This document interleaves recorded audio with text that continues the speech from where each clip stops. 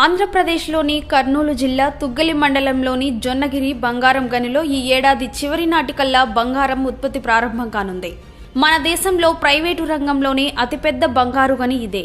Deccan gold mines limited company అనుబంధ సంస్థ జై మైసూర్ సర్వీసెస్ ఇండియా లిమిటెడ్ ఈ బంగారు గనిని అభివృద్ధి చేస్తోంది. అందుకోసం ఇప్పటికే ఈ ప్రాంతంలో 250 ఎకరాలకు పైగా భూమిని సేకరించి ప్రాసెసింగ్ ప్లాంట్ నిర్మాణం చేపట్టింది. ఈ ప్రాసెసింగ్ ప్లాంట్ పనులు 60% పైగా పూర్తయినట్లు సమాచారం. ఇది పూర్తి స్థాయిలో అందుబాటులోకి వస్తే ఏటా 750 కిలోల బంగారాన్ని ఉత్పత్తి చేసే అవకాశం ఉంటుందని అంచనా వేస్తున్నారు.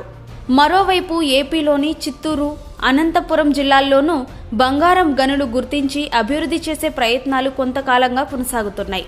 అంతా బాగుంది, కానీ భూమి లోపల బంగారం ఎలా ఏర్పడిందని ఎప్పుడైనా ఆలోచించారా? గనుల్లో బంగారం ఎలా ఏర్పడిందో తెలుసుకోవాలంటే నక్షత్రాల విస్ఫోటనం గురించి తెలుసుకోవాలి. నక్షత్రాలు చాలా వరకు హైడ్రోజన్తో కూడుకుని ఉంటాయి. ఇది చాలా తేలికైన మూలకం. నక్షత్రాలు ప్రకాశించడానికి కారణం కూడా ఇదే. అయితే అణు సంయోగం జరిగినప్పుడు హైడ్రోజన్ కాస్త హీలియం, కార్బన్, ఆక్సిజన్ వంటి మూలకాలుగా మారుతుంది.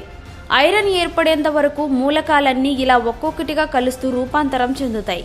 ఐరన్ ఏర్పడ్డాక అది శక్తిని ఉత్పత్తి చేయకపోగా ఉన్న శక్తిని గ్రహించుకోవడం ఆరంభిస్తుంది.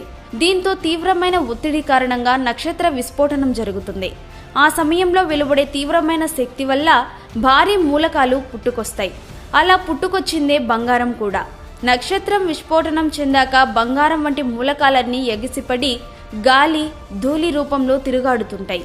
ఇవన్నీ ఒక దగ్గరికి చేరుతూ గట్టిపడి కొత్త నక్షత్రాలు, గ్రహాలు పుట్టుకొస్తాయి. ఇదంతా మన సౌరమండలం ఏర్పడడానికి ముందు పరిస్థితి. అంటే భూమి ఏర్పడడానికి ముందే బంగారం ఏర్పడింది.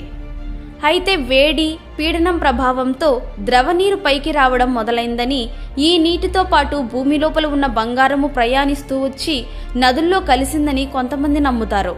అందుకే మొదట్లో చేపలు పట్టేవారికి ఎవరికో బంగారం లభించి ఉంటుందని, తలతలా మెరిసే బంగారానికి ముగ్ధులై సేకరించడం ఆరంభించి ఉంటారని చెబుతారు.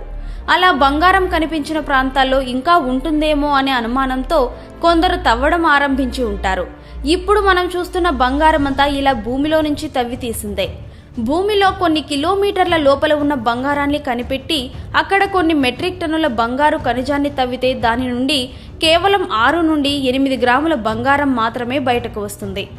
2050 నాటికి భూమిపై పొరల్లో ఉన్న బంగారం మొత్తం అయిపోతుందని శాస్త్రవేత్తలు చెబుతున్నారు. మరి ఆ తర్వాత బంగారం కావాలంటే ఏం చేయాలి? ఇదే ఆలోచనతో 1980లో గ్లెన్ సీబోర్గ్ అనే శాస్త్రవేత్త రసాయన చర్య ద్వారా కొద్ది మొత్తంలో సీసాన్ని బంగారంగా మార్చడంలో సఫలమయ్యారు. కానీ ఆయన అనుసరించిన విధానంలో 1 గ్రాము బంగారం తయారు చేయడానికి చాలా వేల సంవత్సరాలు పడుతుంది. ఇక మహాసముద్రాల్లో కూడా 2 కోట్ల టన్నుల బంగారం కరిగిన రూపంలో ఉంటుందని అంచనా. కాకపోతే అదంతా సూక్ష్మ రూపంలో ఉంటుంది కాబట్టి దాన్ని బయటకు తీయడానికి చాలా ఖర్చు అవుతుంది. ఇతర గ్రహాల్లోంచి తీసుకొస్తే మేలనే ఆలోచనలు లేకపోలేదు. ఏదో ఒకనాడు అది సాధ్యమైన ఆశ్చర్యం లేదు.